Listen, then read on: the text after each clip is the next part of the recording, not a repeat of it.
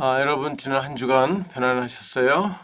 예, 오늘도 역시 대면 강의는 못하고 이렇게 영상으로 강의를 하게 됐네요. 오늘은 10번째 강의 한국교회의 기능이란 주제를 가지고 함께 생각해 보도록 하겠습니다. 교재는 제 9장이니까 여러분들이 책을 꼭 읽고 참고하기 바라요. 종교는 어떤 기능을 수행하는데 이제 크게 보면 사회적 기능, 그리고 심리적 기능, 기능은 개인 수준에서 개인 차원에서 수행하는 기능을 말하는 겁니다. 이 강의에서는 종교 기능에 대한 사회학적 이론들을 좀 소개하고 그걸 한국 교회에 적용을 해보도록 하겠어요. 그래서 한국 교회 주로 이제 개신교에 초점을 맞추지만 한국교회 사회적 심리적 기능 이 문제를 다루게 됩니다. 먼저 종교 기능에 대한 이론, 일반적인 이론적 배경이라고 할 수 있겠죠. 여기서 이제 functional theory, 기능 이론이 종교 기능에 대해서 가장 적절하게 설명을 하고 있는데 기능 이론이라고 하는 근본적으로 사회라고 하는 것은 각 부분 요소들 사이에서 적절하게 자기의 기능을 수행하면서 전체적인 조화와 균형을 이루면서 통합된 체계를 유지하게 된다고 하는 그런 사회 이론이 기능 이론이에요. 기능 이론적인 측면에서 종교를 설명할 때 역시 사회의 이런 안정과 통합을 위해서 종교가 나름대로 어떤 중요한 기능을 수행한다고 이제 보는 게 소위 종교 기능론이라고 할 수 있겠죠. 이 종교에 대한 이론, 즉 종교 기능론 먼저 잠깐 살펴볼 텐데요. 이 종교 기능을 이야기할 때에 토마스 오데아라고 하는 이제 학자가 전제 조건에 대해 설명하고 있어요. 이거는 왜 인간은 종교를 필요로 하는가? 그러니까 인간에게 종교가 필요하기 때문에 그 필요를 종교가 충족시켜 주는 거죠. 그래서 종교가 나름대로의 어떤 기능을 수행한다는 거예요. 인간이 종교를 필요로 하는 이유는 즉 종교적 요구라고 하는 것은 인간이 가지고 있는 한계 상황 때문이라고 봐요. 인간은 신이 아니죠. 인간은 아주 유한한 존재예요. 나약한 존재예요. 그렇기 때문에 인간은 살아가면서 여러 가지 어려움을 겪게 되죠. 그 한계 상황, 인간의 한계, 세 가지를 지적하고 있어요. 인간은 어떤 한계를 가지고 있는가? 첫 번째는 우연성이라고 하는 건데요.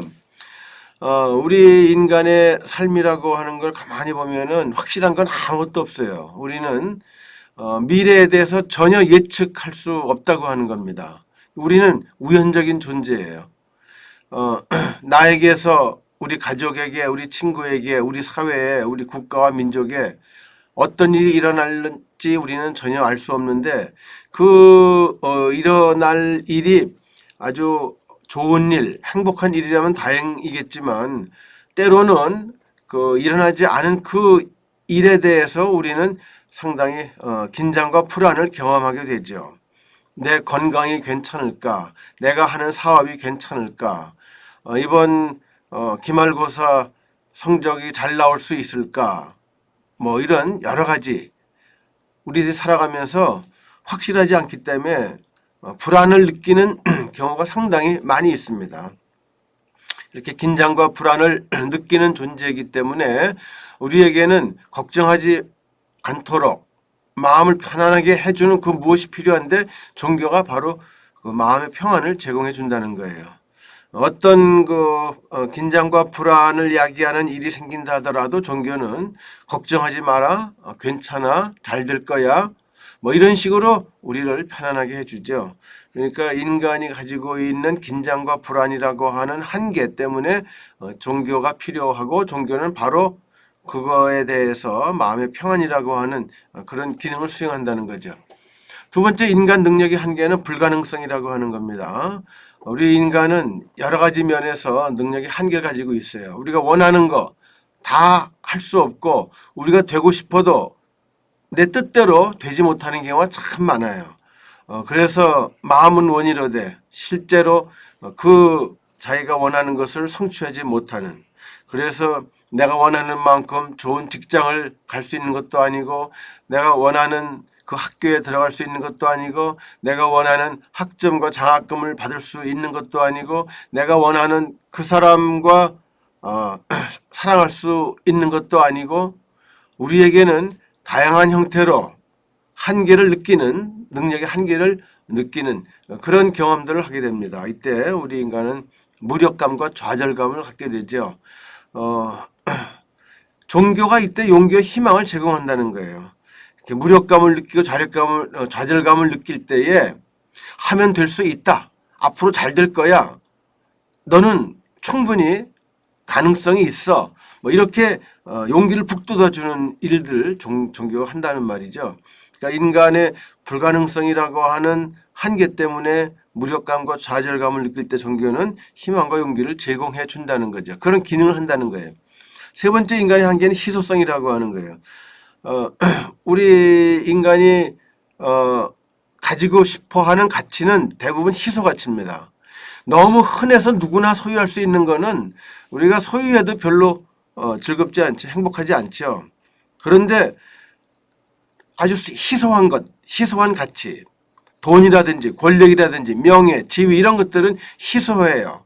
위로 올라갈수록 점점 더 희소해지죠. 그리고 또 가치가 많을수록 희소해요. 돈 희소 가치죠.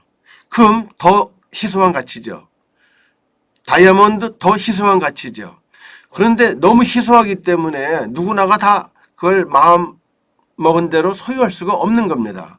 소유하고 싶지만 소유하지 못할 때 우리는 박탈감을 느끼죠. 이렇게 박탈감을 느낄 때 종교가 보상해 준다는 거예요. 보상은 뭐 여러 가지 형태로 나타날 수 있겠지만 박탈감에 대해서 종교가 미래적인 보상을 할 수도 있고 또 현재 그걸 이겨낼 수 있는 어떤 희망을 줄 수도 있고, 그래서 이 박탈감에 대해서 종교가 보상해 준다고 하는 거 종교의 기능이죠. 그러니까 오대아는 인간이 가지고 있는 이런 한계들이 결국은 종교로 하여금 어떤 기능을 수행하게 만든다. 이제 이 얘기입니다.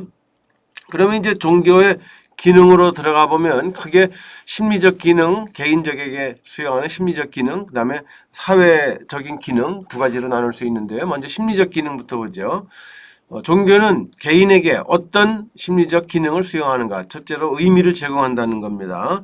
여기서 말하는 의미는 특히 아주 심각한 실존적인 문제와 관련이 있어요. 죽음이라든지 고통이라든지 부정의. 이거는 우리 인간에게 가장 아주 어렵고 심오하고 아주 때로는 어려운 그런 사건들이고 질문들이죠.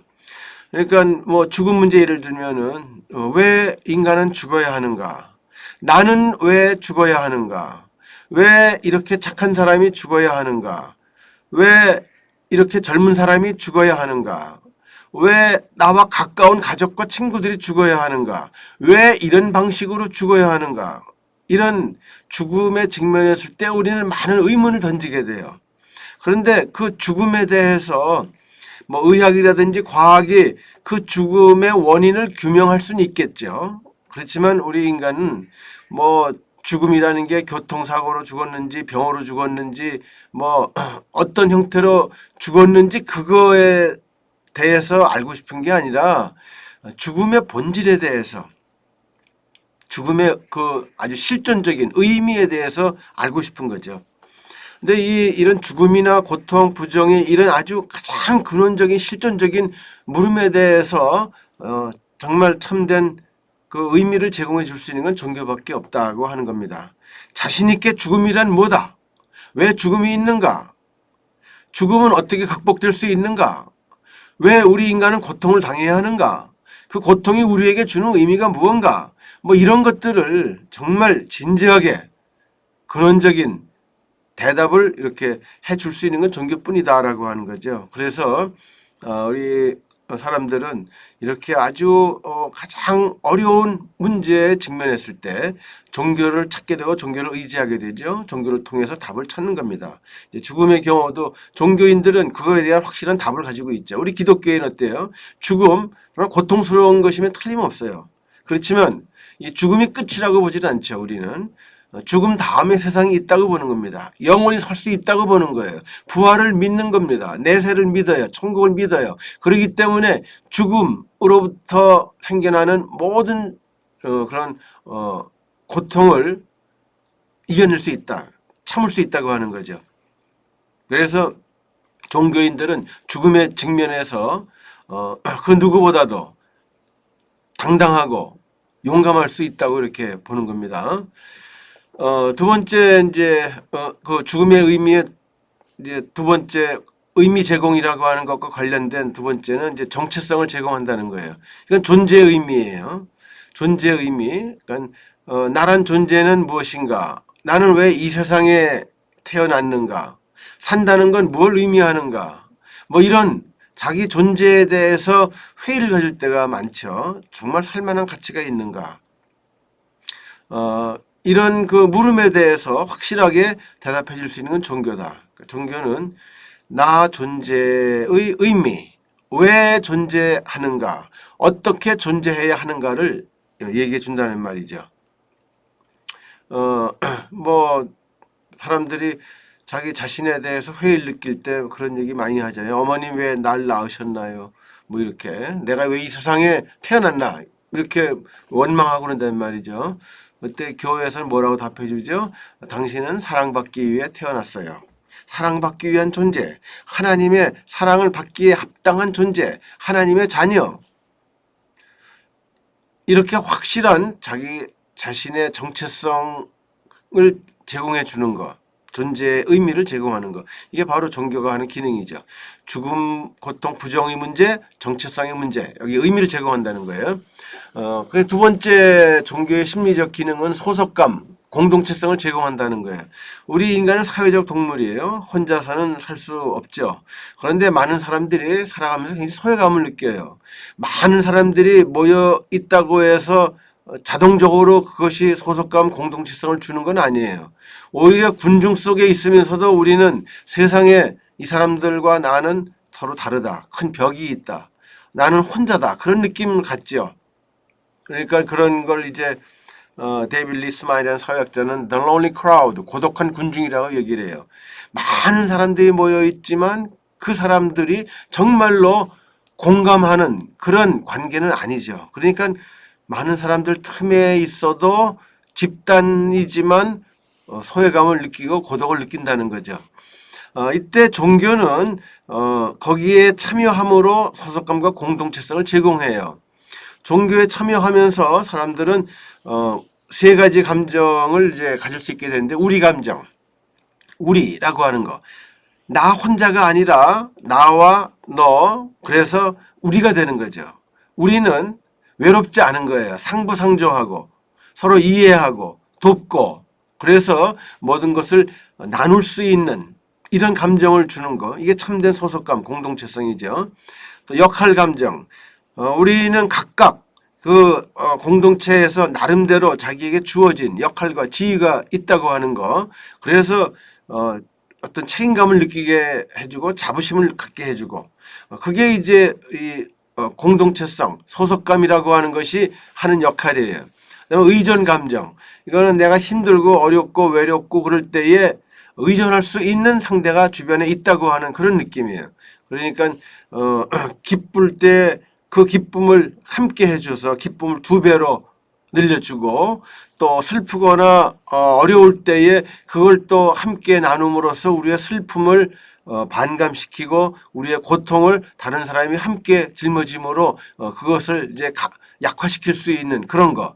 그러니까 우리는 이런 다른 사람에게 의존함으로써 우리가 겪게 되는 그 많은 어려움들을 이겨나갈 수도 있고 기쁨은 또 더 아주 행복으로 승화될 수도 있고 그렇죠. 그러니까 이런 그 우리 감정, 역할 감정, 의존 감정 같은 공동체성을 제공하는 역할을 하는 게 바로 종교다 하는 거죠.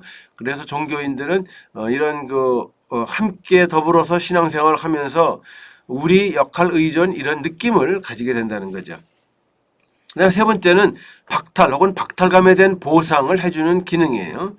아까 잠시 박탈 얘기를 했지만 사람들은 살아가면서 여러 가지 형태의 박탈을 경험합니다. 박탈감을 느껴요. 경제적 박탈은 이제 돈이 없는 거죠. 재화를 소유하지 못해서 생겨나는 박탈감.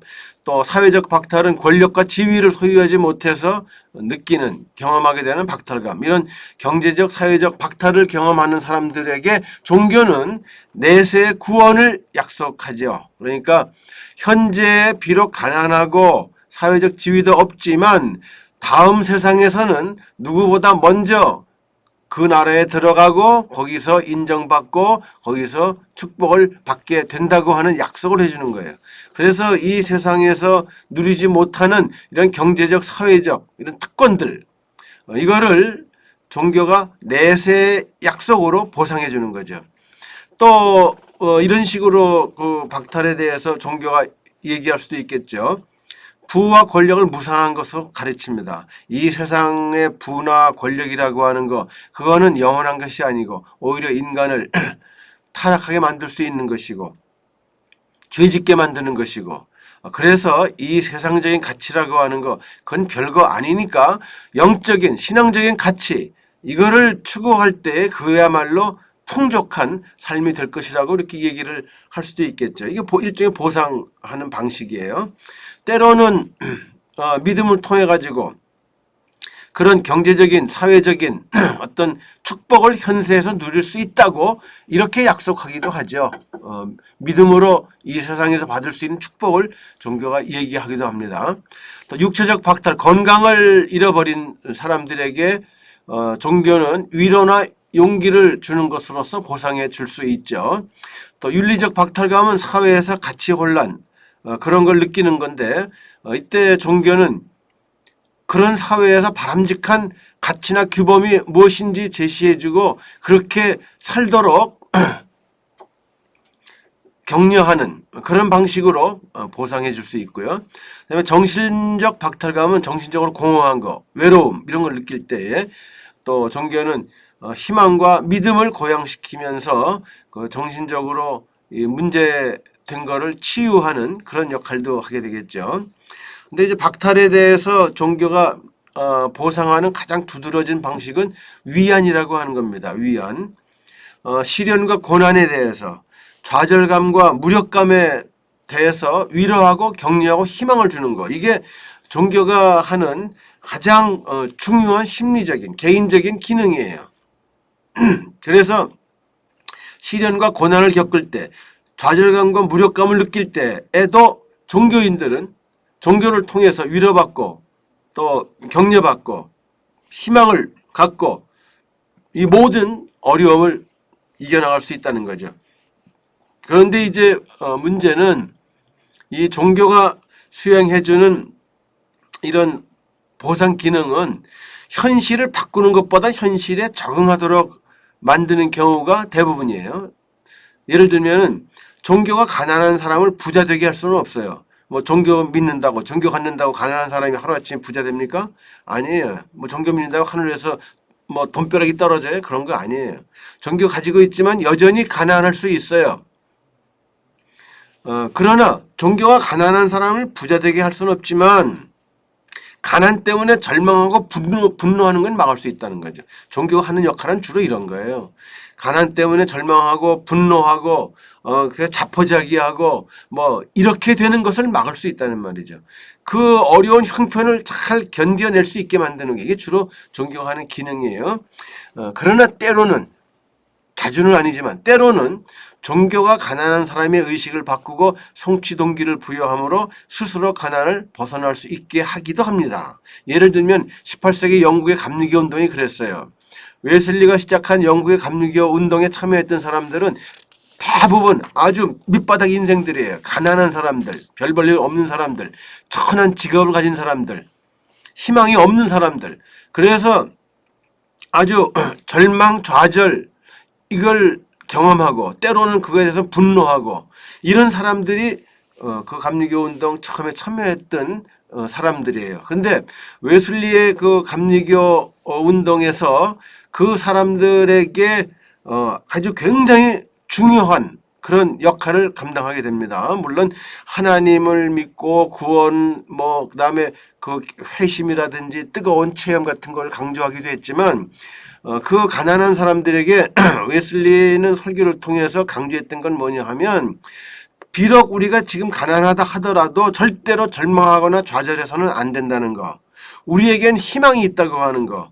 하나님을 믿으면 하나님의 그 뜻을 실천하기 위해서 이 세상에서 정말 성실하게 근면하게 절제하면서 살아가면 우리에게도 희망이 있을 수 있다고 하는 이런 용기를 북돋아주는 그런 메시지를 전했어요. 그래서 감리교운동에 참여한 그 가난한 사람들 정말 신앙생활 못지않게 열심히 사회생활, 경제생활을 하죠. 그러다 보니까 점차 열심히 일하죠. 검소하게 살죠. 점점 잘 살게 되는 거예요. 그래서 한 세기가 지나기 전에 감리교 운동에 참여했던 사람들은 대부분 밑바닥 인생들이었지만 하류층이었지만 대부분 그들이 한 세대, 두 세대 지나면서 다 중산층으로 계층, 신분 상승이 이루어지게 되죠. 물론 이제 그렇게 되면서 원래 가졌던 순수한 신앙적 열정이 사라지는 그런 부정적인 결과도 초래됐지만 어쨌든 경제적인 측면에서 볼 때 이 웨슬리 감리교 운동은 가난한 사람들 그들 스스로 역경을 딛고 이길 수 있게 성취 동기를 부여했다고 하는 데는 굉장히 중요한 의미를 가지고 있습니다. 자, 이런 것들이 종교가 수행하는 이제 심리적 기능이라고 할 수 있고요. 그럼 이번엔 종교의 사회적 기능을 좀 살펴보죠. 크게 세 가지입니다. 하나는 사회 통합의 기능. 종교는 그 사회의 지배적인 가치와 규범을 정당화해요.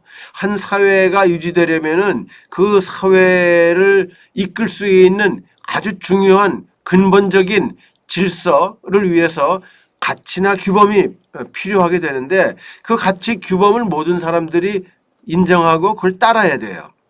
근데 종교가 그 가치나 규범 이거는 신성한 거라. 우리 모두가 이걸 지키고 이걸 따라야 된다고 하는 거를 종교가 강력하게 얘기를 하는 거죠. 그래서 사람들이 그 사회 가치 규범에 동조하면서 하나 되게 되죠.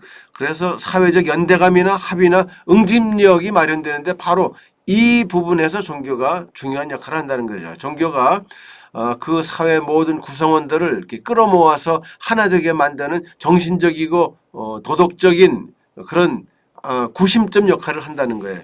그래서 사회 질서와 안정에 기여하는 거죠. 결과적으로 사회 통합에 공헌한다는 거죠. 그런 예는 많이 볼 수 있을 거예요. 중세기 유럽 사회와 카톨릭. 중세기 유럽 사회는 완전히 카톨릭이라는 그 종교가 정치, 경제, 사회, 문화 모든 면에서 그 사람들의 정신적인, 영적인 그 모든 가치를 하나로 끌어모아 가지고 유럽 사회를 강력하게 안정과 질서가 유지되는 통합된 사회로 만들어 갔다고 하는 거죠. 유럽의 여러 국가들을 하나로 단합된 그런 통합 체계로 만드는데 카톨릭이 기여한 건 사실이죠. 또 우리나라 경우는 신라와 고려 시대 불교를 예를 들 수 있을 거예요. 신라와 고려 시대 불교는 한 국가와 민족 모든 사람들을 하나 되게 묶어주는 정신적, 도덕적 토대로서 통합을 가능하게 했었죠. 그런데 이제 이 통합 기능에 대해서 좀 비판이 있게 됩니다. 그건 뭐냐 하면은 전통 사회에선 하나의 종교가 그 사회를 통합시키는 것이 가능할 수 있을지 몰라도 현대 사회는 다원화된 사회다. 그러니까 모든 것들이 다원화됐어요. 가치도 다양하고 규범도 다양하고 제도도 다양하고 이념도 다양하고 종교도 다양하고 이렇게 다양성으로 가득 찬 그런 사회에서 과연 종교가 사회 전체를 이렇게 통합시키는 역할을 할 수 있을까? 불가능하다는 거죠. 피터 버거의 표현대로 말하자면 전통 사회에서 종교는 거룩한 덮개, 뚜껑, 이 세상 사회 전체를 이렇게 덮는 커다란 덮개 역할을 했는데 이제는 종교가 그 역할을 못한다고 하는 거죠. 다시 말하면 사회 통합의 기능이 현대 사회에서는 불가능하다는 거예요. 그렇지만 현대 사회에서도 여전히 종교가 사회를 통합시키는 역할을 하는 경우도 있긴 있어요. 이슬람 국가가 그 이해가 될 텐데요. 이슬람 국가들에서는 여전히 이슬람이라는 종교가 그 국가와 민족을 통합시키는 결정적인 역할을 하고 있다고 하는 거죠. 이 사회 통합의 기능은 사회 사제적 기능이라고도 그래요. 사제라고 하는 거는 그 역할이 이렇게 그 화해시키는, 이어주는, 중재하는 그런 역할이죠. 그러니까 신과 인간을 중재하는 역할, 인간과 인간의 갈등을 이렇게 중재하는 그런 역할. 그래서 예수님을 중보자라고 얘기하고 또 대제사장이라고 얘기하는 이유가 그겁니다. 제사장들이 하는 일은 이렇게 뭐 예수님 당시에 제사장들이 그 역할 제대로 못했지만 원래 제사장들의 역할이라고 하는 것은 권위를 가지고 사람들 사이에 화해시키고 하나님과 인간 사이의 관계를 이어주는 그런 역할이죠. 그래서 이렇게 하나 되게 하는 역할이라고 해서 사제적 기능이라고도 불러요. 믿음과 가치에 대한 권위적 가르침을 통해서 현존한 질서를 뒷받침해 줍니다. 그래서 사회 안정, 현상 유지에 공헌을 해요. 체제 유지적이기 때문에 이런 사회 통합 기능은 보수적인 기능이라고 이렇게 볼 수 있습니다. 체제를 유지하는, 변화보다는 안정을 추구하는 그런 역할. 종교가 수행하는 가장 전형적인 역할은 이렇게 체제를 유지함으로써 사회를 통합시키는, 그래서 좀 보수적인 이런 기능이에요. 두 번째 사회 기능은 사회 통제 기능이죠. 사회 통제라고 하는 건 이런 겁니다. 한 사회에 다양한 사람들로 구성되어 있어요. 그런데 모든 개인들은 각각 자기의 이익을 극대화시키려고 해요. 이기적인 존재예요. 자기의 이익을 위해서 수단 방법 가리지 않고 서로 사람 사이에서 충돌이 있고, 그러면 만인 대 만인의 투쟁이 돼버리죠. 그러면 그 사회에는 혼란, 아주 무질서한 상태에 빠지게 될 거예요. 그래서 어느 사회든지 사람들이 아주 그 사회를 아주 붕괴시키는 그런 일을 하지 않도록 하기 위해서 어떤 규범을 만드는 겁니다. 사회 질서 유지를 위해서 우리 모두 이 약속을 지키자, 이렇게 해서 만들어 놓은 거, 그걸 규범이라고 그래요. 예를 들면 우리 서로 죽이지 말기로 하자, 우리 다른 사람 건 훔치지 말기로 하자, 우리 다른 사람과 싸우지 말기로 하자, 뭐 이런 것들을 서로 약속하는 거죠. 그 사회적 규범이라는 게 어느 사회든지 있어요. 그런데 그걸 지키지 않는 사람들이 꼭 있어요. 그걸 지키지 않는 행위를 일탈 행위라고 그래요.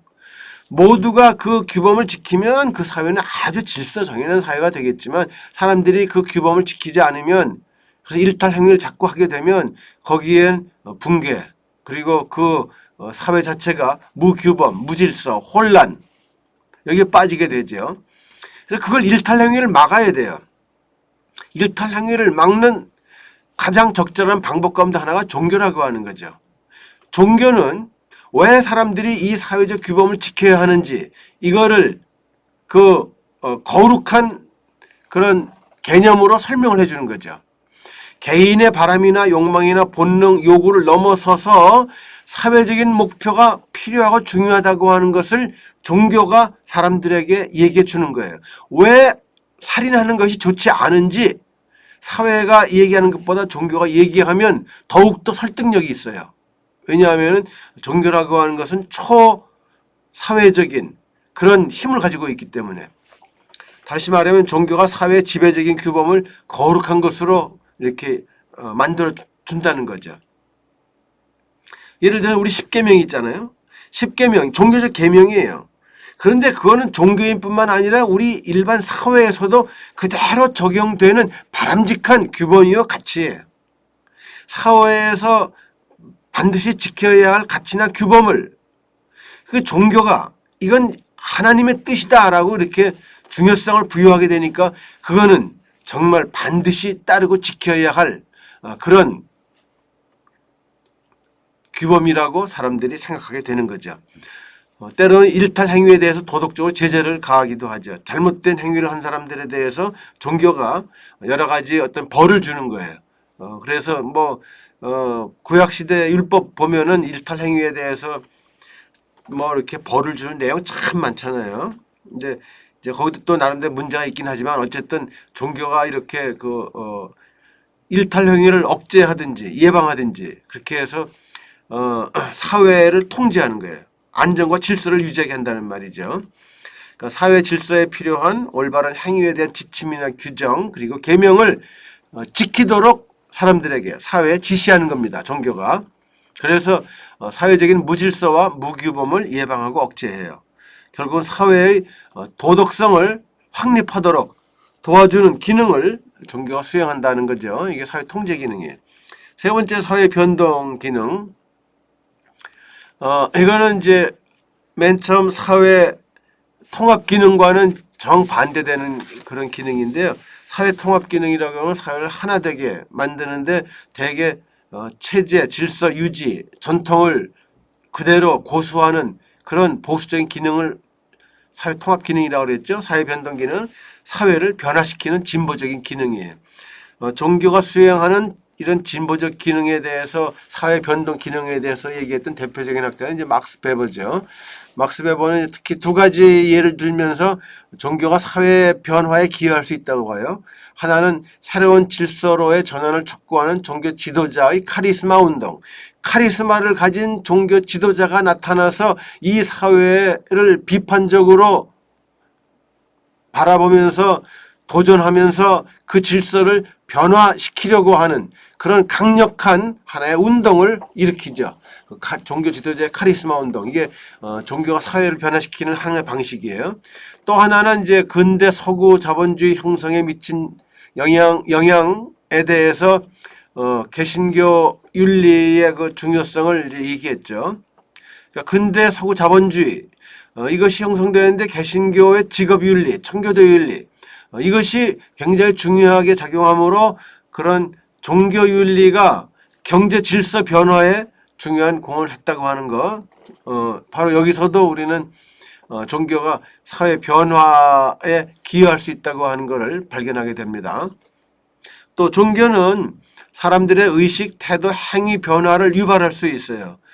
종교적 가르침을 통해 가지고 사람들이 생각하고 행동하는 그것의 변화를 만들어내죠. 그렇게 됨으로써 이념적, 경제적, 정치적 발전이 가능할 수도 있다고 하는 거예요. 예를 들면 개신교에 대해서 연구한 많은 학자들은 이렇게 개신교가 사회적으로 중요한 역할, 기능을 수행했다고 봅니다. 근대 서구의 계몽주의 사상과 과학의 발전에 개신교가 기여했다고 하는 거예요. 그러니까 이런 계몽주의 사상과 과학의 발전을 방해하고 있었던 이 가톨릭적인 정서 이거를 무너뜨림으로써 이렇게 물꼬를 텄다는 거죠. 계몽주의 사상 이거를 가능하게 해줬고 과학의 발전에 길을 열어줬다는 거예요. 또 자본주의 경제 구조 이 형성에도 개신교가 기여했다고 그랬죠. 그다음에 민주주의 정치 이념에 영향을 미쳤다고 하는 거.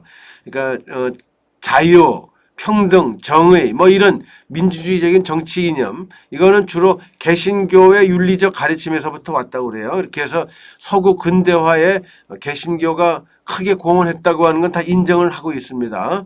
근데 여기 이제 한 가지 아이러니는 개신교가 계몽주의 사상, 과학 발전, 자본주의 발전, 민주주의 발전에 기여한 것은 틀림없는데 일단 계몽주의 사상이 확산되고 과학이 발전하고 자본주의 체제가 점점 힘을 얻어가면서 또 민주주의가 확산되면서 이 개신교와 결별을 하게 돼요. 그래서 이런 모든 것들이 이제는 더 이상 종교의 간섭이나 뭐 도움이나 뒷받침 없이 혼자 자기 힘으로 나가게 된다는 말이죠.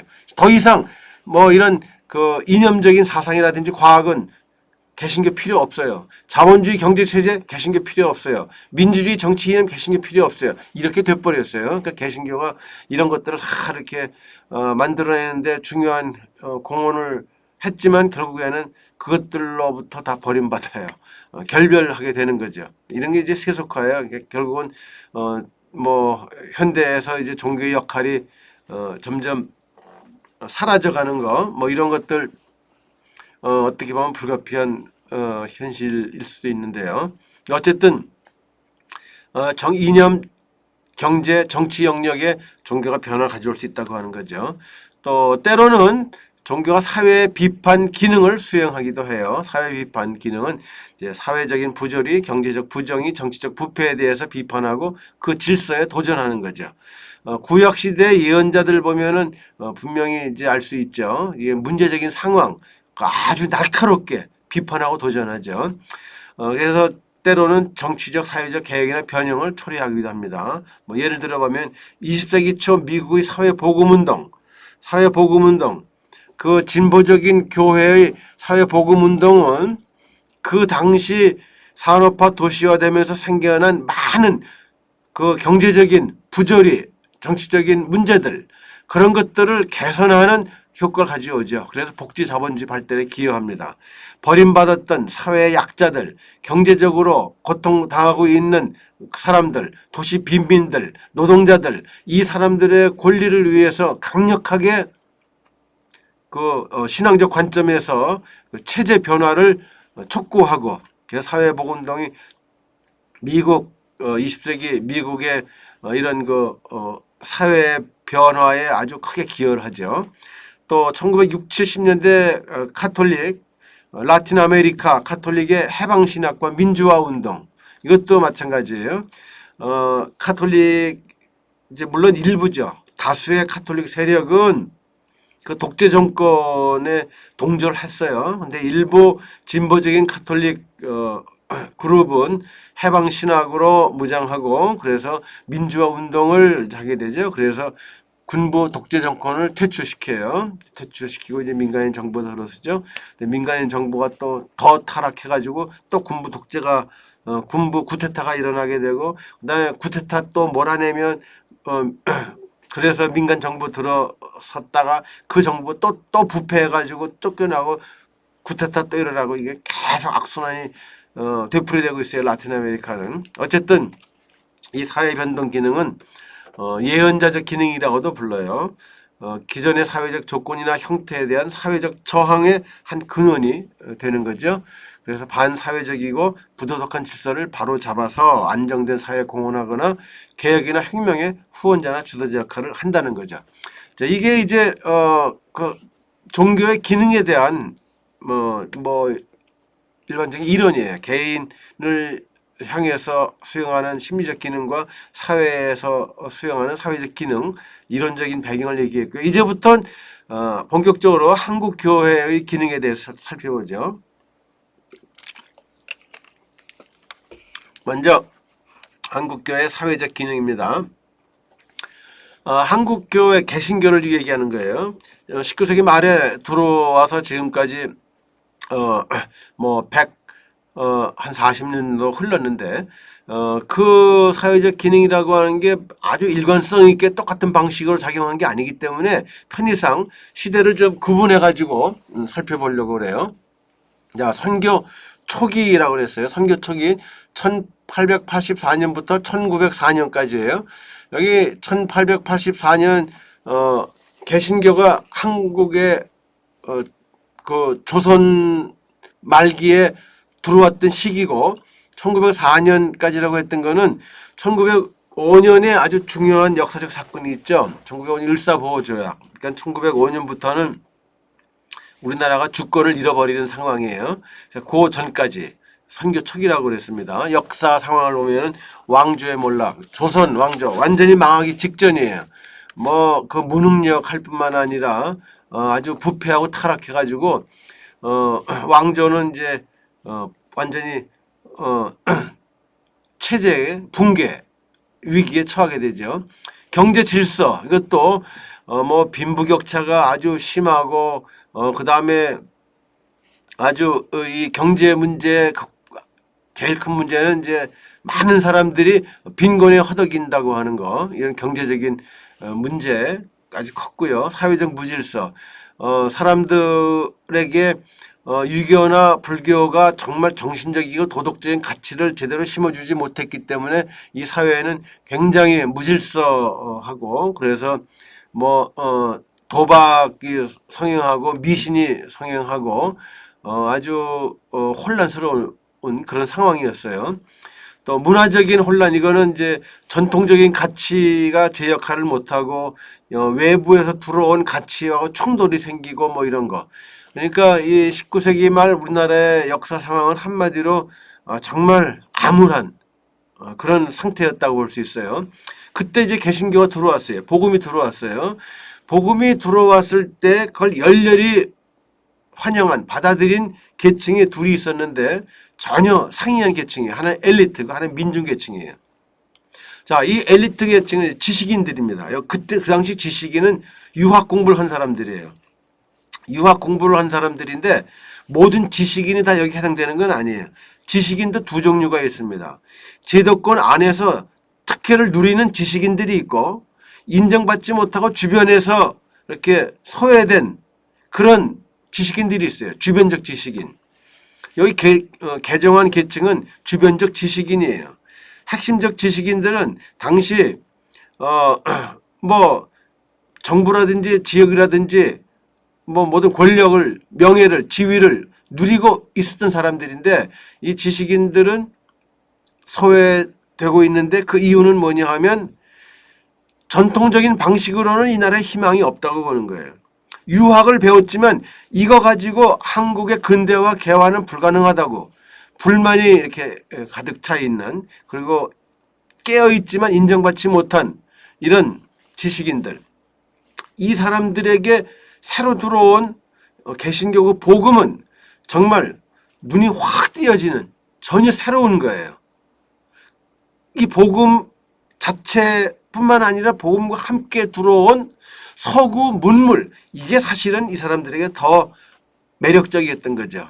이 지식인들은 그 종교 뭐 신앙 자체보다는 그 복음과 함께 들어왔던 정말 앞서가는 근대화된 아주 놀라운 그런 다양한 서구적인 지식과 학문과 그런 물질, 문화, 정신문화, 신미문화, 그 다음에 이념적인 거, 규범문화, 그런 것들에 아주 매료가 돼버려요. 그래서 이 엘리트층들은 바로 이것이야말로 한국을 근대화시킬 수 있고 새로운 세계를 만들 수 있는 그런 동기가 부여될 수 있는 것이다. 그래서 이 사람들은 기독교를 개종을 하죠. 개종을 해서 이 기독교라고 하는 그 세력을, 그 정신을 토대로 해가지고 사회운동을 전개해요. 그래서 바깥으로 나가서 우리 사회를 변화시키려고 사회 구원을 지향하는 거죠. 이 사람들의 종교성은 다분히 좀 이성적이고 합리적인 그런 종교성이죠. 머리의 종교예요. 그 다음에 선교 초기에 개종한 또 하나의 계층은 민중계층이에요. 민중계층은 소외계층. 그 당시에 소외당하고 있었던 사람들 참 많죠. 천민계급들, 뭐 노동자들, 농민들, 그다음 부녀 계층들, 이거 다 그 사회에서는 아주 무시당하고 억압당하고 그래서 소외감을 느꼈던 그런 계층들이에요. 그 사람들에게 이 기독교 복음은 해방의 메시지로 들렸어요. 왜냐하면 그들이 전해준 메시지에 따르면 모든 사람은 평등하다는 겁니다. 이 가난하고 병들고 별 볼 일 없고 뭐 무식하고 억압받고 소외된 그 사람들이야말로 정말 소중한 사람들이고 먼저 구원받을 수 있는 사람이고 하늘나라에 들어갈 수 있고 하나님의 자녀고, 이렇게 가르치니까 이 메시지는 해방의 메시지죠. 그러니까 정말 열정적으로 이 복음을 받아들인 게 바로 민중계층이에요. 그래서 이들은 복음운동, 전도운동 정말 뜨겁게 어떤 감동을 받는 거죠. 열정을 가지고 이 복음을 이제 전하는 역할을 하는 거예요. 어쨌든 이 시기에 그 교회는, 한국 교회는 개화와 근대화에 이제 크게 공헌을 하게 되죠. 문맹 퇴치 운동과 계몽 운동을 주도해요. 성서를 번역해서 보급하고, 그때까지는 우리말 한글을 읽지 못하고 쓰지 못하는 사람이 대부분이었어요.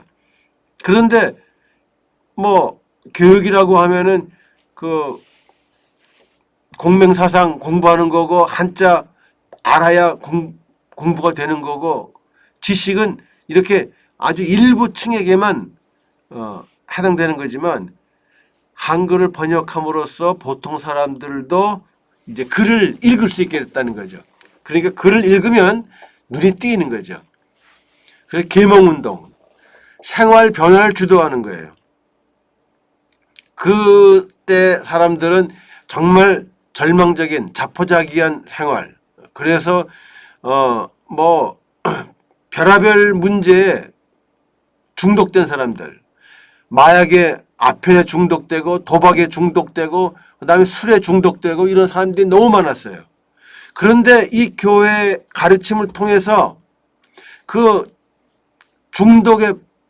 중독되었던 사람들이 삶이 변화돼요. 그래서 교회 나오면서 자기가 좋아했던 옛날 생활을 다 버리는 거죠. 새 사람이 되는 거예요. 그런 변화를 보면서 많은 사람들이 이제 감동을 받겠죠. 그러니까 사람들에게 종교적 영향을 미치는 거는 뭐 말씀으로 전하는 것도 중요하지만 변화된 삶의 모습으로 사람들을 감동시키고 그 사람들을 전도하는 게 더 효과적이라고 하는 거. 이때 이미 여기서 드러나고 있어요.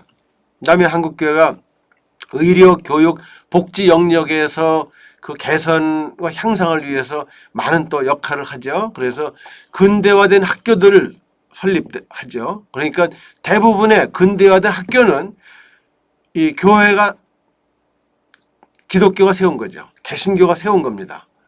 그래서 신지식과 학문을 소개했고요.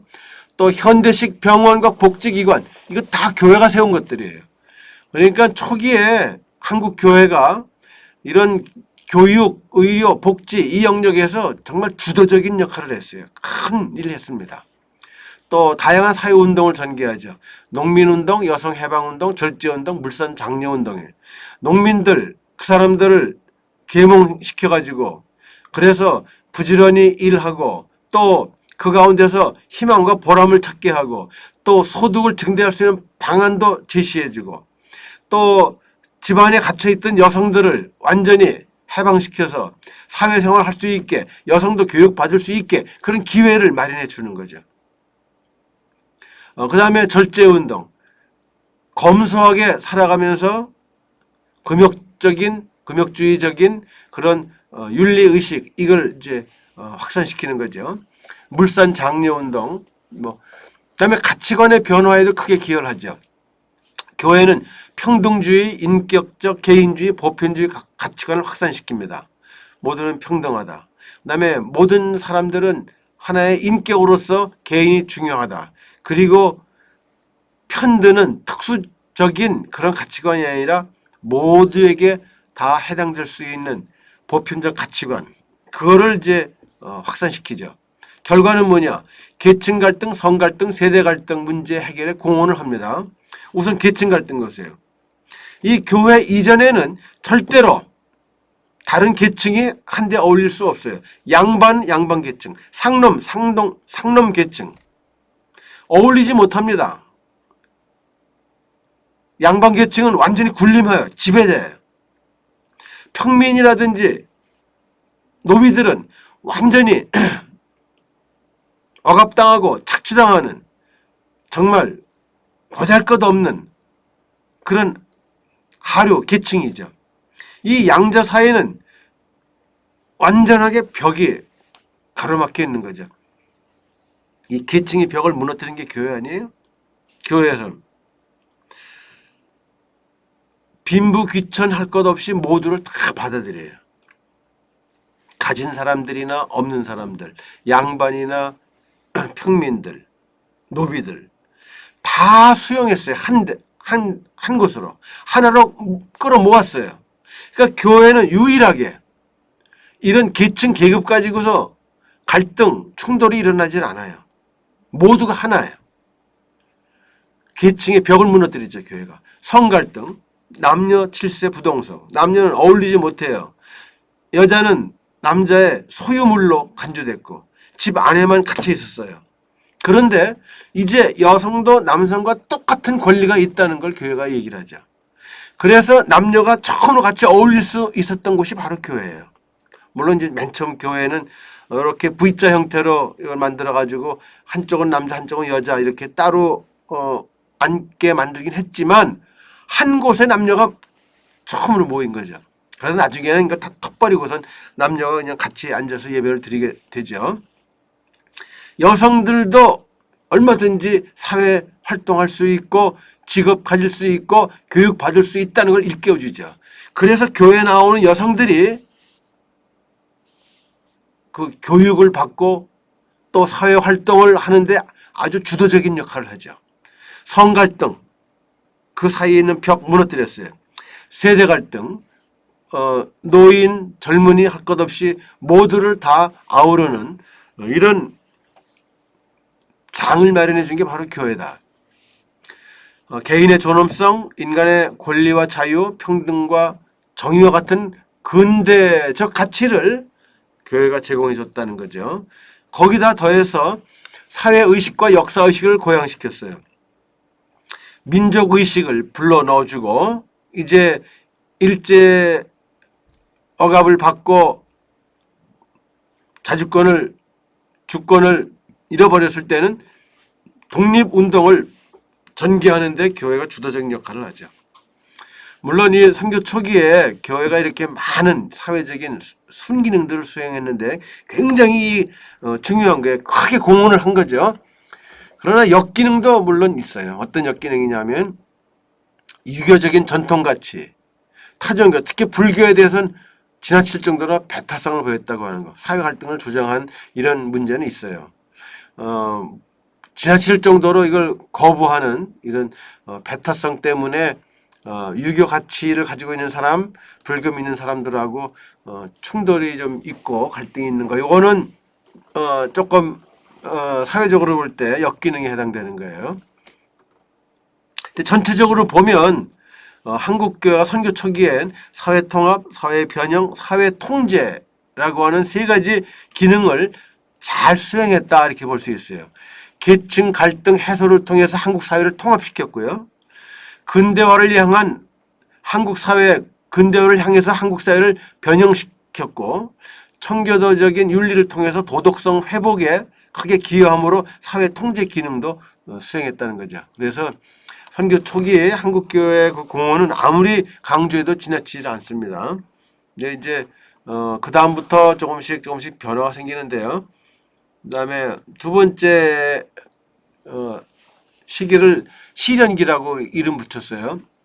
왜 시련기냐 하면은 1905년에 을사보호조약, 1910년에 한일합방 그렇게 해가지고 이제 완전히 일제 침탈에 희생되죠. 일제 침략과 억압이 시작돼요. 1919년까지 이렇게 얘기한 것은 1919년에 무슨 일이 일어나죠? 3.1운동이 일어나죠. 그래서 일본의 그 탄압 시기가 해방될 때까지 지속되지만 그거를 이렇게 두 시기로 좀 나눴어요. 시련기. 자, 이 시련기에 엘리트 그 기독교인들, 엘리트 그 지도자들, 교회 지도자들이죠. 그 사람들은 더욱더 사회개혁과 정치적인 독립운동, 민족운동을 주도하게 됩니다. 그래서 이들은 완전히 교회 지도자일 뿐만 아니라 우리 사회 지도자, 민족의 지도자로서의 역할을 하게 되는 거예요. 일반 민중계층들, 그 사람들은 주로 개인적인 그런 신앙적 열정을 가지고 복음을 전하는 그런 활동을 활발하게 하면서 부흥운동 주도하죠. 이 시기에 이제 그래서 대부흥운동, 원산 대부흥운동, 평양 대부흥운동 이런 것들이 이제 일어나서 그 교회가 갑자기 크게 성장을 하는 시기이기도 해요. 그렇지만 이제 시련을 겪는 것은 바로 일제 때문이죠. 그 당시 교회 모토는 그리스도를 위하여, 그다음 민족과 국가를 위하여, for Christ, for the nation. 그러니까 신앙을 가진 사람들은 국가와 민족을 사랑해야 된다는 거예요. 신앙인이라면 애국자이어야 된다는 거죠. 그걸 강조했어요. 그래서 교회 나오는 사람들은 다 애국자들이에요. 그렇게 만들었어요, 교회가. 이 둘은 따로 노는 게 아니고 하나라고 보기 때문에. 그것이 결정적으로 드러난 게 이제 3.1운동이죠. 3.1운동 1919년 3월 1일 일제로부터 독립하기 위해서 독립운동을 전개했죠. 이건 대단한 역사적 사건입니다. 특히 이 운동이 의미가 있는 것은 이게 첫째로 계층을 초월했다고 하는 거예요. 독립운동이었는데 역사적으로 보면 다른 나라들에도 독립운동들이 참 많이 있었어요. 약한 나라가 강한 나라의 지배를 받으면서 거기로부터 독립하기 위해서 저항하는 그런 운동들을 여기저기서 많이 일어났죠. 그런데 그런 다른 나라의 독립운동에 참여하는 사람들을 보면 주로 어떤 사람들이냐? 젊은이들 중심이에요. 젊은이들이 레지스탕스 운동 같은 걸 독립운동하죠. 근데 3.1운동은 젊은이들만의 운동이 아니에요. 완전히 이거는 할아버지부터 아이에 이르기까지 전 연령 계층이 다 참여했다고 하는 거예요. 젊은이들뿐만 아니에요. 아이들도 나오고 젊은이, 청장년, 장년, 노년까지 모든 연령 계층이 다 참여했다는 거. 이거는 독립운동 가운데 3.1운동에서만 발견할 수 있는 거예요. 또 성별 넘어섰다며요. 다른 나라의 독립운동 보면은 주로 남자들이에요. 여자는 양념으로 조금씩 껴요, 그냥. 그런데 우리나라 3.1운동은 굉장히 많은 여성들이 참여했다고 하는 거예요. 유관순 열사 같은 보세요. 아주 여성이 주도적인 역할을 한 지역도 상당히 많아요. 그러니까 남녀 관계없이 모두가 참여했다는 거. 그 다음에 빈부 이거 따지지 않았다는 거. 잘 사는 사람 못 사는 사람 할 거 없이 모두가 참여했다는 거. 모든 계층을 망라해서 남녀노소 빈부 귀천할 거 없이 참여했다고 하는 거. 3.1운동의 정말 중요한 의미입니다. 그건 자랑스러운 전통이죠. 그 다음에 지역을 초월했다고 하는 거. 대개 독립운동은 어떤 특정 지역에서 그 억압하는 그 집단에 대해서 공격하고 저항하는 거죠.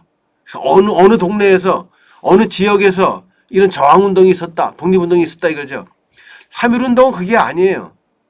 함경북도에서부터 전라남도, 경상남도 이르기까지 심지어 제주도 이르기까지 동시에 전국적으로 거국적으로 이런 운동이 일어났다고 하는 거. 독립운동이 일어났다고 하는 거. 이건 정말 대단한 거예요. 전국적인 운동이에요. 시간을 초월했다고 하는 거는 이건 독립운동이 3월 1일 하루로 끝난 게 아니고 그것이 지속됐다는 거죠. 박해 때문에 좀 약화되기도 하긴 하지만 사실은 이런 독립운동이 1년 이상 지속됐다고 그러죠. 그래서 독립운동, 3.1운동의 교회가 주도적인 역할을 할 수 있었던 거죠. 자, 우선 당시 개신교인 수는 2%예요. 전체 인구의 2%. 그런데 민족대표 33명 가운데 16명이 기독교인이란 말이죠. 절반이 기독교인이에요. 그러니까 얼마나 이 운동에 주도적인 역할을 했던가 하는 건 금방 여기서 알 수 있죠. 그리고 교회가 주도적인 역할을 할 수 있었던 거는 또 뭐냐 하면은 당시에 전 지역에서 동시에 이런 운동이 일어날 수 있었던 결정적인 배경이 뭐냐? 그때 인터넷이 있어요. 스마트폰이 있어요. 아무것도 없잖아요. 그런데 약속이나 한 듯이 동시에 이 운동이 일어났단 말이죠. 어떻게 가능할 수 있었나? 전국적인 네트워크를 가진 건 교회뿐이었거든요. 전 지역에 교회가 있잖아요. 각 지역마다 교회가 리더로서 주도적인 역할을 한 거예요. 3.1운동에. 이렇게 중요한 역할을 했기 때문에 그때부터 이제 한국 교회는 사회적인 존경과 신뢰를 이제 받게 되죠. 그러니까 젊은층 지식인들이 막 몰려 들어옵니다. 왜? 교회가 한국이라는 나라와 민족의 미래, 희망이라고 생각했기 때문에 그렇죠. 자, 그런데 이제 그 다음 암흑기예요. 1920년에서 44년까지 일제 철저한 탄압이 있게 되죠. 이 교회가 주도적인 역할을 했기 때문에 독립운동에서 주도적인 역할을 했기 때문에 아주 집중적인 탄압을 교회가 받게 되죠. 3.1운동 이후에. 그래서 이런 교회 지도자, 민족운동, 사회운동을 이끌고 나갔던 그 엘리트 집단이 붕괴돼 버려요.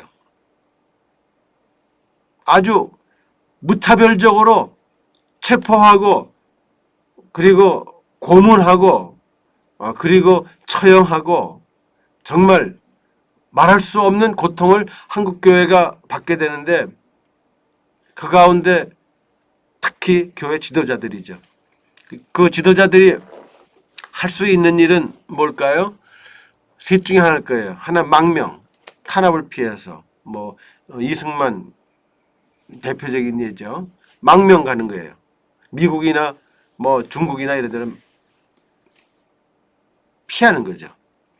또 일부는 그 엘리트 집단, 교회 지도자, 독립운동, 사회운동 그걸 주도했던 지도자 일부는 이제는 어쩔 수 없다. 더 이상 해볼 게 없다. 그냥 체념하고 조용히 지내는 방법. 세 번째 부류, 이건 변절이에요. 일제가 철저하게 회유를 하죠. 회유해요. 거기 넘어가는 거죠. 교회 지도자들, 또 3.1 운동의 지도자들 가운데 이렇게 해서 변절한 사람들이 꽤 많이 나옵니다. 변절한 것까지는 좋은데 변절한 다음에 친일파로 다 바뀌어요. 변절하면 그 다음엔 충성심을 드러내야 되거든요. 친일파가 돼버리죠. 이게 아주 비극이에요.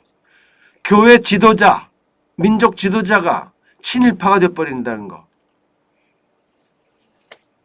교회 자체는 점차 종말지향적, 말세지향적, 내세지향적인 성격을 띠게 됩니다. 이 현실 사회에서는 일제의 탄압 때문에 도저히 정상적인 방법으로 신앙생활을 하고 사회운동을 할 수가 없어요. 그러니까 점차 교회는 이렇게 종말, 말세, 내세 그거에 매달리는 그런 집단이 되어버린다는 거죠. 그래서 교회는 일종의 도피처, 안식처가 되어버려요. 그리고 일본은 아주 신비주의에 빠져들죠. 이때 무슨 이상한 이단들도 많이 생겨나요. 이런 좌절의식, 무력감, 패배의식 이거는 한국교회를 아주 탈사회적이고 몰 역사적인 집단으로 만들어 버립니다. 한국교회는 이제 더 이상 사회의식도 없어요. 역사의식도 없어요. 그런 집단이 되어버렸어요. 그랬더니 한국교회가 우리의 희망이라고 이 민족과 국가를 새롭게 만들 그런 중심지라고 생각해서 교회로 들어왔던 개혁 지향 세력들이 실망해서 교회를 떠나갑니다. 그 사람들이 교회를 떠나가면서 그 사람들은 사회주의자로 전향해요. 자, 교회가 사회적 역할을 못하면 그런 사회에서는 사회주의, 공산주의 같은 급진 이데올로기가 성행한다는 거 꼭 기억하기 바라요.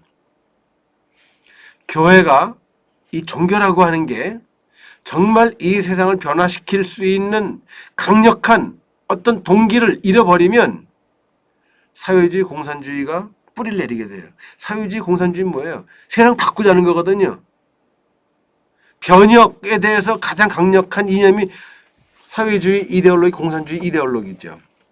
그러니까 어떻게 보면은 이 일제 탄압했던 이 시기에 1920년에서 44년 사이에 한국교회가 무기력해졌기 때문에 이 땅엔 사회주의가 확산되기 시작해서 결국은 남북 분단도 바로 여기서부터 시작됐다고 나는 판단해요. 자, 이렇게 암흑기 다음에 이제 침체기로 들어가는데요. 침체기는 이제 1945년 해방이 되죠. 분열과 갈등의 시기예요. 자, 1945년 해방이 됐습니다. 이건 기회예요. 기독교인들이 이 해방을 가장 환영했죠. 왜냐하면 정치적인 자유뿐만 아니라 신앙의 자유까지 누릴 수 있기 때문에 기독교인들에게 해방은 기쁨 2배예요. 나라를 되찾은 거, 교회를 되찾은 거. 자, 그렇기 때문에 해방은 기독교인들에게 기회였습니다. 그래서 교회를 다시 세우고 국가를 다시 세울 수 있는 기회예요. 기독교 지도자들이 이제 정기에 진출을 해서 우리 사회를 이끌고 나갈 하나의 세력이 되죠. 이승만 대통령을 위시해가지고 초기에 해방 이후에 우리나라의 가장 중요한 위치에 있었던 인물들은 대부분 기독교인들입니다. 이제 처음 미국에 들어와서 미 군정을 시행할 때에 그 한국 정치를 이끌고 나갈 지도자들을 어떻게 보면 주로 기독교인 가운데서 발탁해서 기회를 준 거죠. 자, 근데 이 기회를 망쳐버렸습니다. 한국교회가. 자, 어떻게 망쳐버렸나? 해방 이후에 한국교회는 부정부패 독재 정권을 옹호했어요. 해방 이후에 처음에 이승만 대통령은 정말 민족 지도자였고 그다음에 대한민국을 세운 인물이었고 참 훌륭한 분이었는데 이 양반이 욕심이 생겨가지고 대통령을 몇 번씩 하려고 그러다 보니까 부정선거를 이제 하게 되죠. 독재를 하게 되죠. 그런데 한국교회는 그 독재 정권을 비호했다고 하는 거예요. 자, 이 이승만 대통령은 우리 감리교 정동교회 장로였잖아요. 근데 어쨌든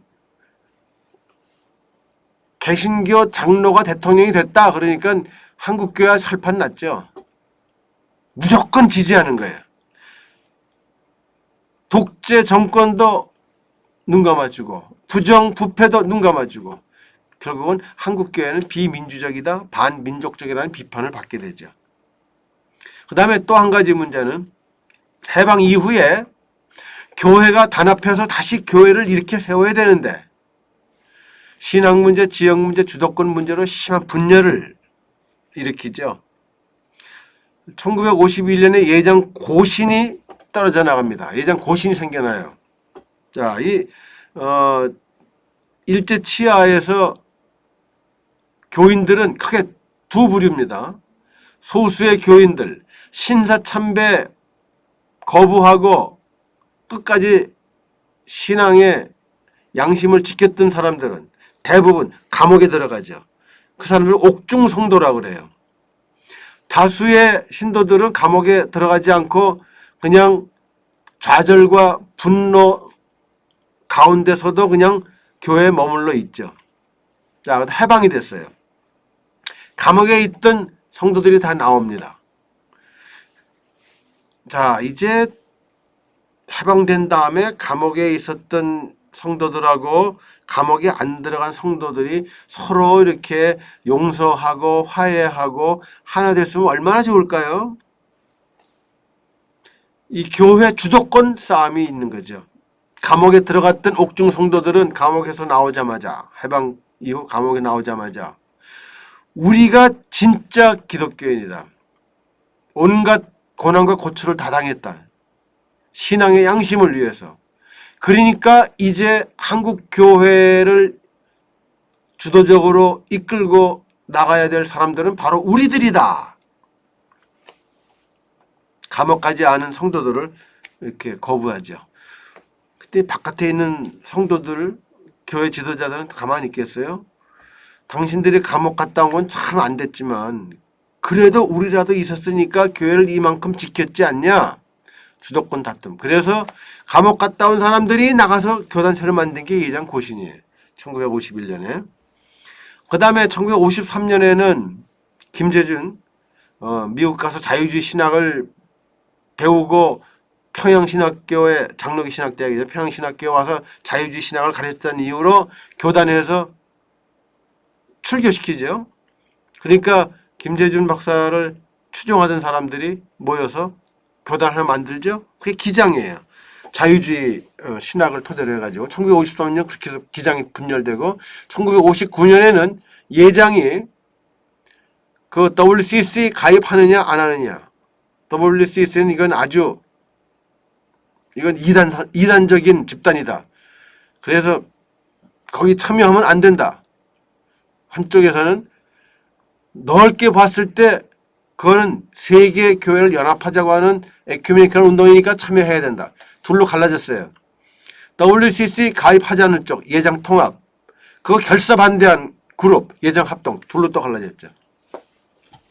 이렇게 이념 문제, 민족 문제로 인해서 사회 갈등을 치유하는 통합 기능도 못했고 전쟁으로 초토화된 국가 사회를 재건하는 변형 기능도 수행을 못하죠. 침체기에.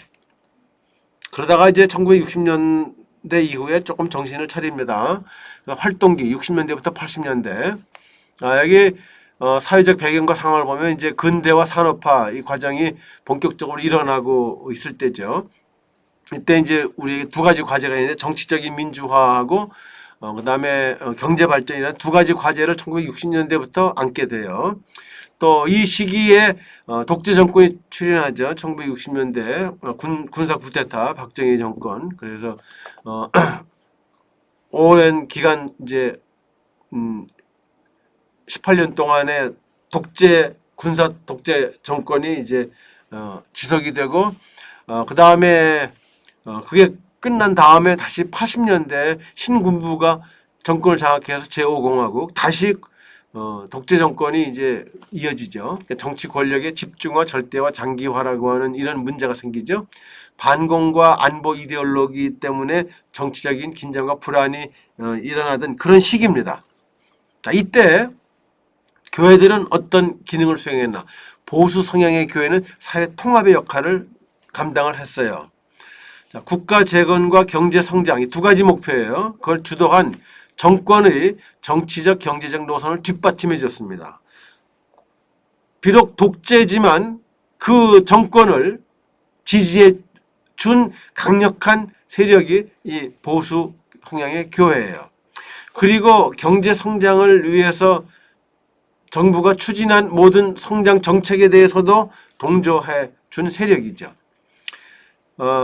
그렇게 해서 이 사회 질서의 안정과 통합 기능을 이루어내는 그런 기능을 일단 수행을 했어요. 역기능은 독재 정권을 묵인하고 동조했다는 거죠. 정치적으로 긴장이 있고 경제적인 빈곤 등의 문제가 많았는데 교회가 그런 거에 대해서 보상 역할을 제대로 해줬습니다. 마음의 평안 약속하고 경제적으로 잘 살 수 있다고 하는 희망 주고 뭐 이렇게 미래 희망과 복에 대한 약속을 통해서 이 보수 성향 교회는 60년대부터 80년대까지 아주 급성장을 하죠. 이 보수 성향 교회의 가장 큰 공헌은 이 시기에 교회를 크게 성장시켰다는 거예요. 그러면 진보 성향의 교회는 어떤가? 이거는 이제 보수 성향의 교수가 다수고 진보 성향의 교회는 소수지만 사회 변동의 역할을 담당합니다. 우선 정치적 민주화 운동을 이제 주도적으로 하게 돼요. 1965년 굴욕적인 한일 회담에 대해서 반대하는 그런 운동, 1969년 삼선 개헌, 그러니까 박정희 대통령이 그 당시에 이제 재선까지만 할 수 있는데 세 번 대통령 하려고 헌법을 바꾸려고 그러죠. 삼선 개헌 1969년 세 번 그렇게 해서 헌법을 강제로 바꾸고선 대통령을 세 번 했는데 평생 하고 싶어서 1972년에 유신 헌법이라는 걸 또 만들려고 그러죠. 그거는 임기 제한 없이 총통처럼 그 대통령 할 수 있게 유신 헌법. 이게 다 비민주적인 행태죠. 그 다음에 1980년대에 와서는 전두환 신군부, 그것도 군부 독재 체제거든요. 이런 것들에 대해서 투쟁을 선도하는 거죠. 그래서 진보 성향의 교회는 소위 정치적 민주화 운동을 해요.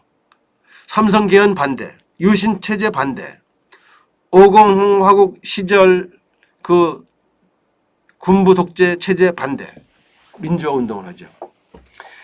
오랜 민주화 운동 끝에 1987년에 성공적으로 이 사람들이 중심적인 역할을 해서 이제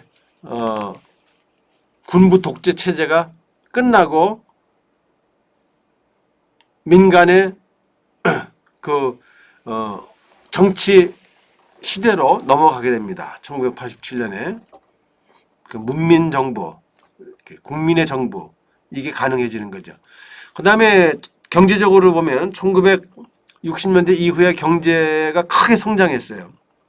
성장을 했는데 이건 절반의 성공입니다. 성장하는 건 성공했지만 분배는 실패했어요. 그 당시 나라 정책이 뭐냐면 선성장 후 분배 정책이에요. 먼저 성장해놓고 그 다음에 분배하자. 빅 이코노믹 파이 이론이라고 그래요. 파이를 일단 크게 만들어 놓고 그 다음에 나눠 먹자. 그래서 파이를 크게 만들어 놨어요. 근데 나눠 먹지는 않죠. 분배 실패했어요. 그래서 결국은 성장의 원동력이 됐던 노동자나 농민들이 굉장히 어려운 삶을 살 수밖에 없는 거죠. 노동자 문제, 농민 문제, 도시 빈민 문제가 등장해요. 노동자들은 아주 저임금, 농민들은 저고가 정책 때문에 굉장히 경제적으로 어려운 삶을 살죠. 산업화 과정 때문에 농촌 인구가 도시로 옮겨오지만 대부분은 도시 빈민으로 전락하죠. 그래서 60, 70년대 우리 사회는 노동자 문제, 농민 문제, 도시 빈민 문제가 심각한 문제였는데 그 문제에 대해서 정말 사람들의 의식을 일깨우고 문제 제기를 해서 그런 상황을 변화시키려고 하는데 앞장섰던 게 바로 교회 진보 집단들이에요. 그 사람들이 사회운동을 주도합니다. 그래서 우리나라의 노동자운동, 농민운동, 도시 빈민운동을 시작했던 거는 바로 교회였어요. 노동자운동 효시가 뭐냐? 도시산업선교회라고 하는 거예요. 그 노동자들의 권리를 위해서 투쟁하는 거죠.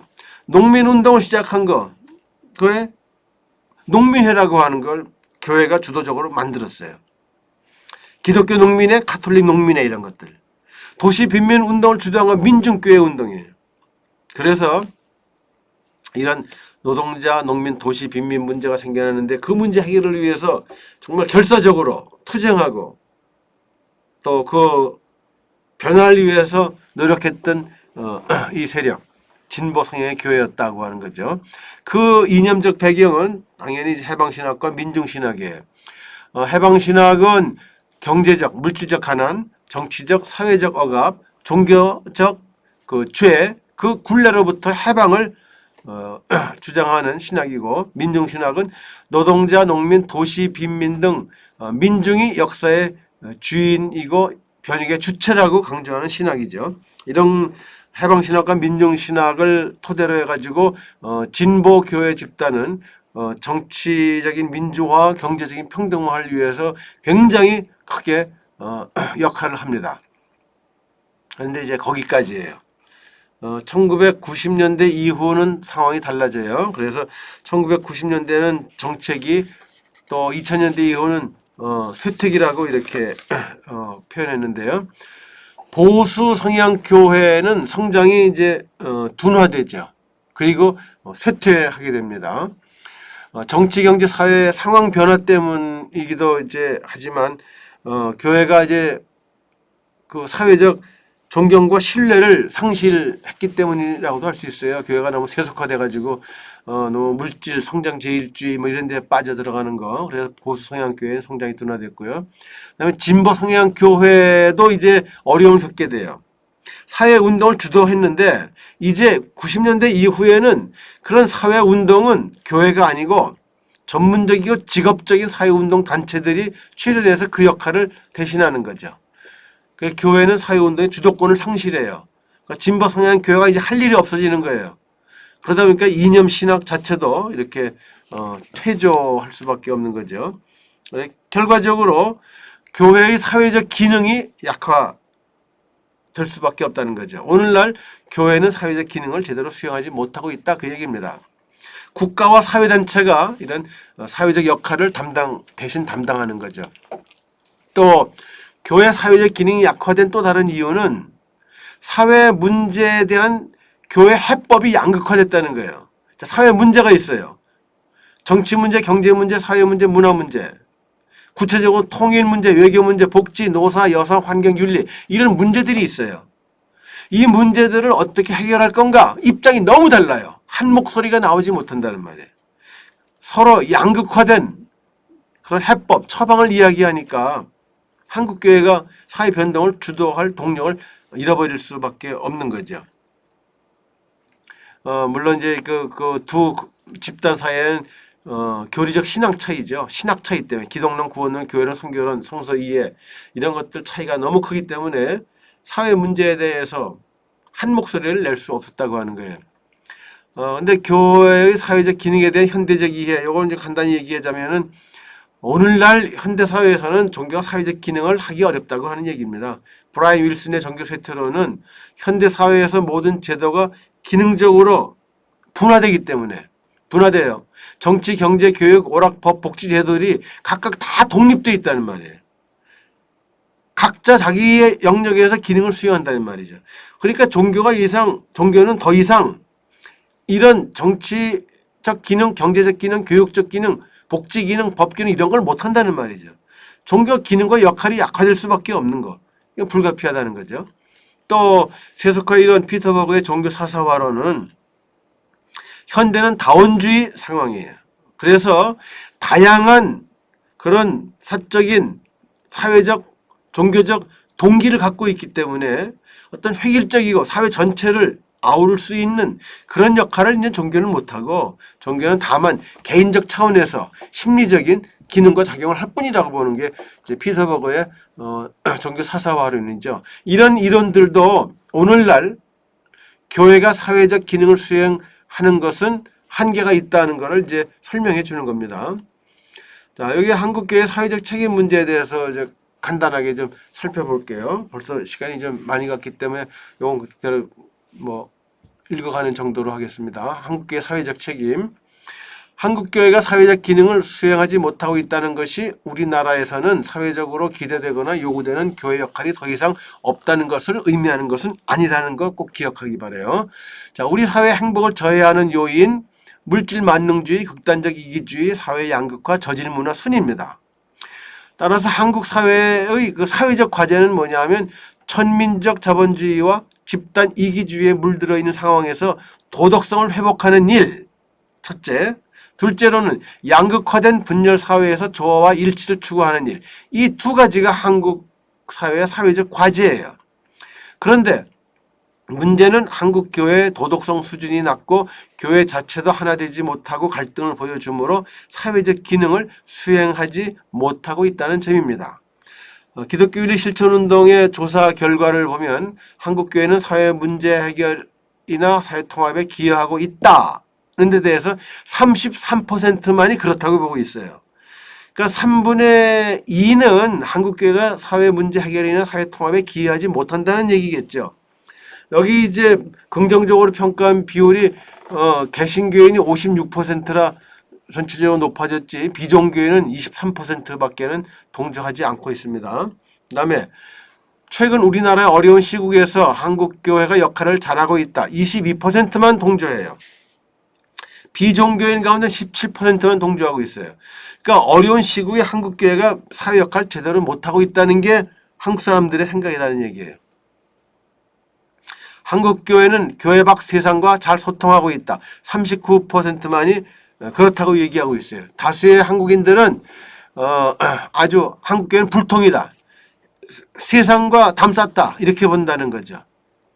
한국교회 사회적 역할에 대한 평가는 비기독교인, 특히 무종교인 경우 매우 부정적이라고 하는 거. 그래서 이에 대한 성찰이 필요해요. 이렇게 사회적 역할과 기능에 대해서는 부정적이지만 그래도 예외적인 평가가 하나 있다면 긍정적으로 평가하는 거, 사회 봉사 활동은 잘한다는 겁니다. 역시 기훈실 조사에 따르면 우리나라에서 사회 봉사 활동을 적극적으로 수용하는 종교가 뭐냐? 71%가 기독교라고 응답했어요. 그러니까 실제적으로 사회 복지 활동이나 구휼 활동, 자원 봉사 활동 모두 기독교, 특히 개신교에서 가장 활발하죠. 이 부분은 희망적인 부분이고, 따라서 한국 교회가 잊어서는 안 될 한국 교회의 가장 중요한 사회적 역할 중에 하나가 바로 이 사회봉사 기능이라고 하는 거, 이걸 명심할 필요가 있습니다. 이제 한국 교회의 심리적 기능에 대해서 살펴볼 텐데요.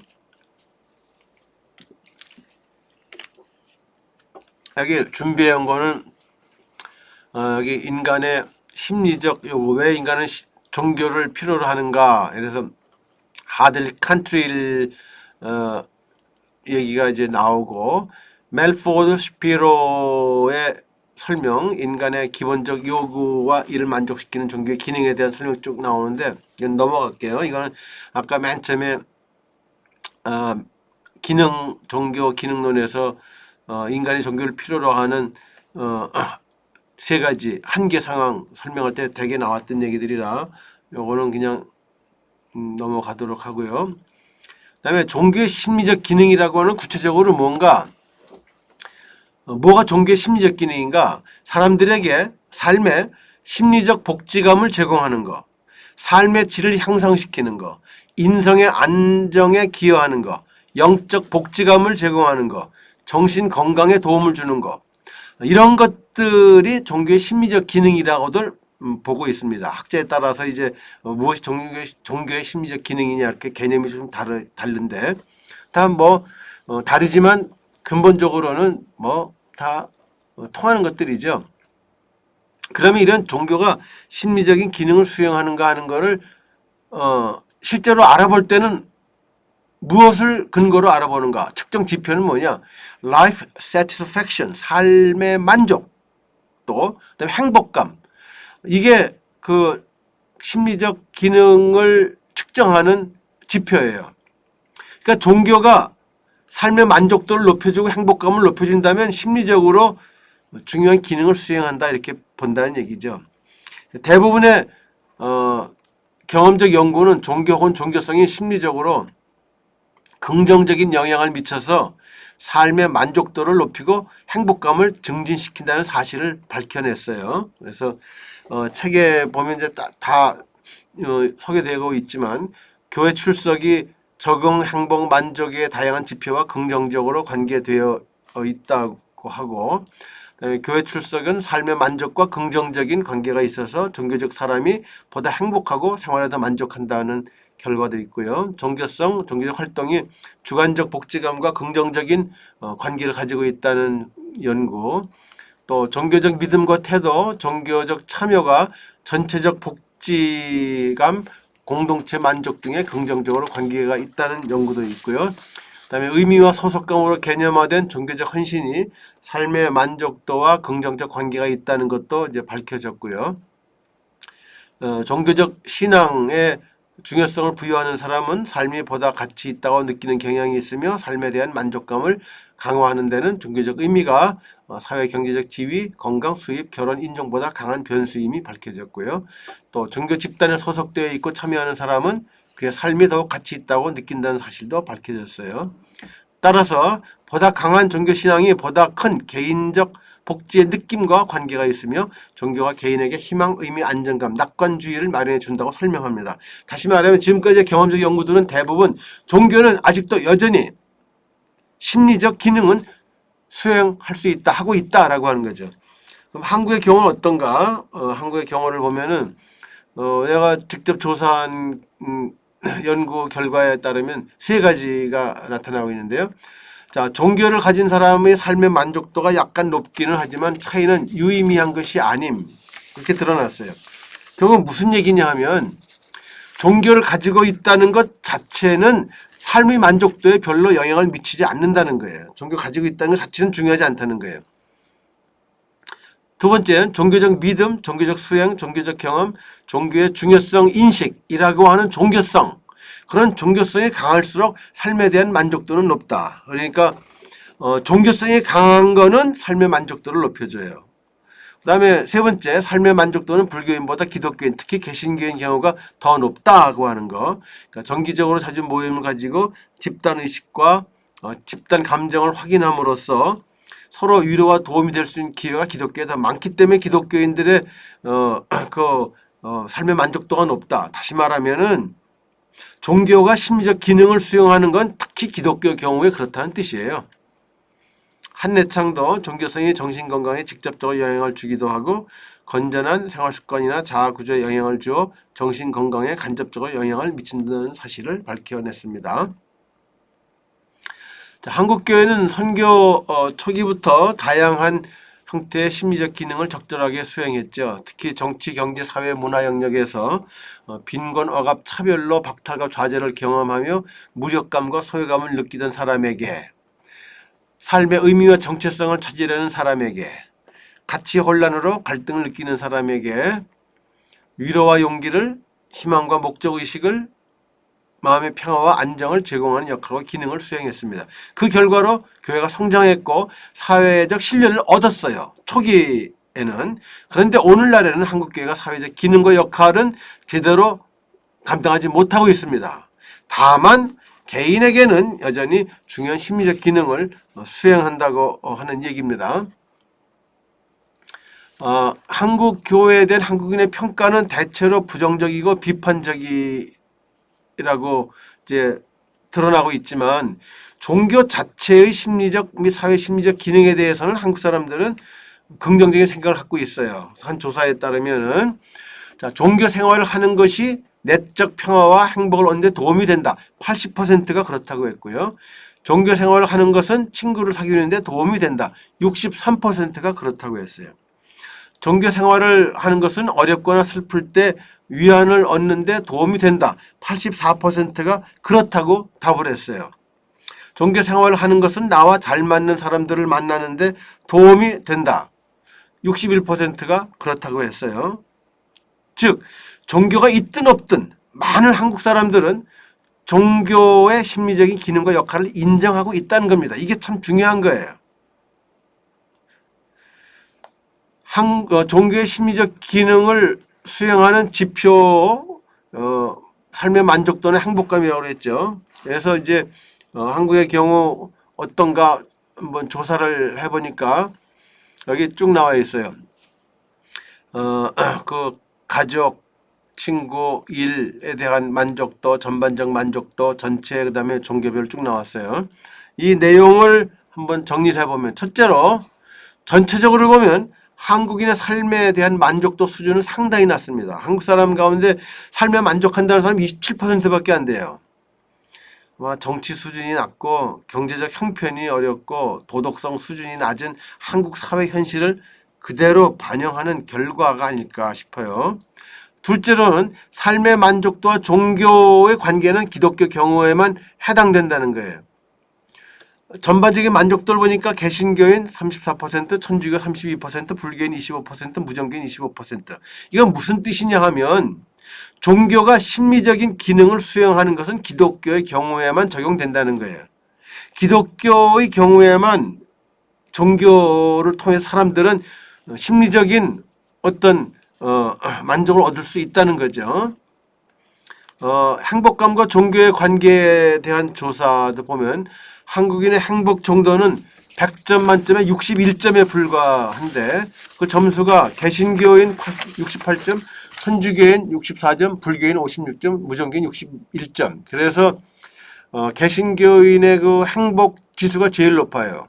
그러니까 역시 교회가 적어도 교인들에게 이렇게 심리적인 어떤 중요한 역할을 하고 있다는 것은 분명한 사실인 것 같습니다. 그다음에 여기 행복감과 종교의 관계, 종교가 삶의 행복을 높여준다. 그렇다 45%, 아니다 13%. 근데 종교가 사람들의 삶의 행복을 높여준다고 보는 비율이 개신교회는 51%, 천주교회는 48%, 불교회는 36%예요. 그러니까 무슨 얘기냐 하면 기독교인, 특히 개신교인의 경우에 종교가 삶의 행복에 적지 않게 영향을 미친다는 얘기입니다. 불교 같은 경우에는 그 종교 자체가 불교인들의 삶의 행복에 영향을 미치지 않는다는 뜻이에요. 개인의 행복, 정신적 건강과 관련해 종교로부터 실질적인 도움을 받은 적이 있다. 60%가 그렇다고 했어요. 종교가 행복감, 정신건강에 도움이 되고 있다는 걸 말하는 겁니다. 종교 간의 차이가 있어요. 개신교는 74%, 천주교는 65%, 불교는 46%예요. 여기서 역시 개신교인들 경우에 주로 종교를 통해서 개인의 행복, 정신적 건강을 얻을 수 있다고 보는 거죠. 불교는 별로 도움이 안 된다는 뜻이에요. 여기서는. 종교가 행복감이나 정신적 건강을 위해 주는 도움은 주로 위로 및 심리적 안정이고 그 다음엔 긍정적 마음가짐 등등입니다. 종교와 삶의 질의 관계에 대해서 조사한 걸 보니까 종교를 믿는 것은 개인 삶의 질 향상에 도움을 준다. 59%가 그렇다고 했어요. 그런데 그 응답 비율이 그렇다는 비율이 개신교인 84%, 천주교인 73%, 불교인 67%, 무종교인 43%예요. 그러니까 개신교인, 기독교인, 특히 개신교인 경우에 종교 믿는 것이 삶의 질 향상에 도움을 준다고 보는 거죠. 그러니까 분명히 한국 교회는 교인들에게 적어도 심리적인 측면에서는 굉장히 중요한 역할을 수행하고 있다고 하는 겁니다. 이 개인적인 심리적인 그런 기능에 대한 조사 여러분들이 잘 기억해 두세요. 교회에서 바로 이런 역할들을 지금 하고 있는데 그 교회의 역할과 기능 절대로 놓쳐서는 안 될 부분이라고 하는 겁니다. 자, 이와 같이 오늘날에도 종교는 개인에게 심리적인 기능을 수행합니다. 그러나 이것은 주로 기독교, 특히 개신교의 경우에만 해당된다고 하는 것. 종교가 삶의 질을 향상시키고 인성의 안정, 영적 복지감, 정신 건강에 긍정적으로 작용한다는 종교 기능 이론은 한국 교회 경우에는 그대로 적용되고 있다. 이렇게 볼 수 있습니다. 이제 마지막 요약 부분 읽고 끝내죠. 전통적으로 종교는 심리적, 사회적 기능을 수행해 왔다. 인간이 지니고 있는 여러 가지 한계 상황 때문에 종교는 개인에게 의미를 제공하고 정체성을 마련해주며 박탈에 대하여 보상하는 기능을 수행한다. 사회적으로는 사회가 필요로 하는 가치 실현을 위해 종교가 사회 통합을 이루어내고 사람들의 부도덕한 행위를 통제하는 역할을 하며 정치, 경제 영역 등에서 사회 변화를 이끌어낼 수도 있다. 한국교회는 선교 초기 계층 간의 갈등을 해소하면서 사회 통합에 기여했고 사람들의 일탈 행위를 억제하는 사회 통제 작용을 했으며 한국의 개화와 근대화를 주도하는 사회 변형 역할을 담당했다. 근대화된 한국 사회에서는 정치와 경제 영역에서 민주화 운동이 앞장서기도 했다. 그러나 최근에는 한국교회가 더 이상 사회적 기능을 제대로 수행하지 못하고 있다.